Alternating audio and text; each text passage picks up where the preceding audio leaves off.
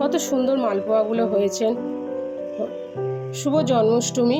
আজকে বানাবো জন্মাষ্টমী স্পেশাল ছানার মালপোয়া। আমি এখানে হাফ লিটার দুধ ছানা কেটে নিয়েছি। ছানাটাকে আমি ভালো করে মেখে নেব।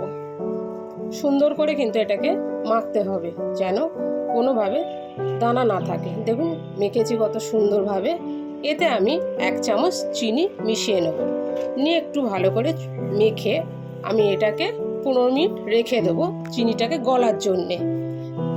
চিনিটা আমার গলে গেছে, রস বেরিয়ে গেছে, দেখতে পাচ্ছেন কত সুন্দরভাবে একদম নরম হয়ে গেছে। এখানে আমি 2 চামচ ময়দার ব্যবহার করব। ময়দাটাকে আমি এবার দিয়ে সুন্দর করে মেখে নেব।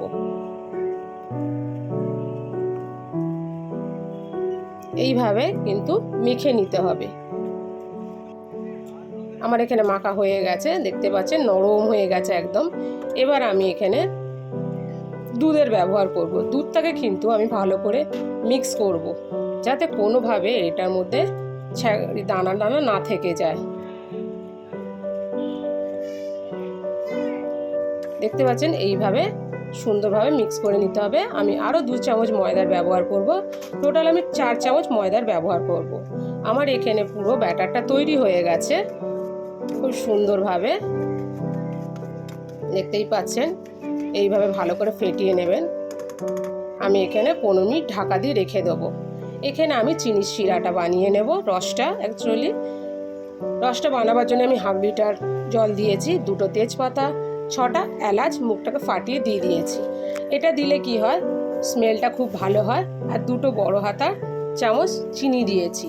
আপনারা আপনাদের প্রয়োজন মতন চিনিটা বুঝে দেবেন।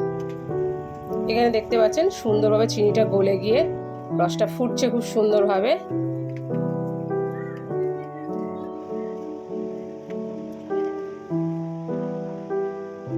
রসটা আমার তৈরি হয়ে গেছে। আমি এই যে ব্যাটারটা ঢাকা দিয়ে রেখেছিলাম, দেখতে পাচ্ছেন কত সুন্দরভাবে স্মুথভাবে তৈরি হয়ে গেছে।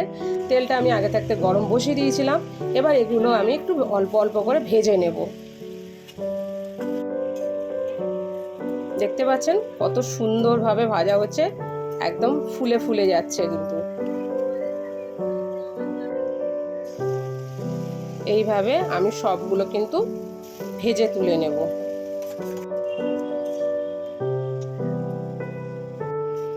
আমার এখানে ভাজা প্রায় শেষ।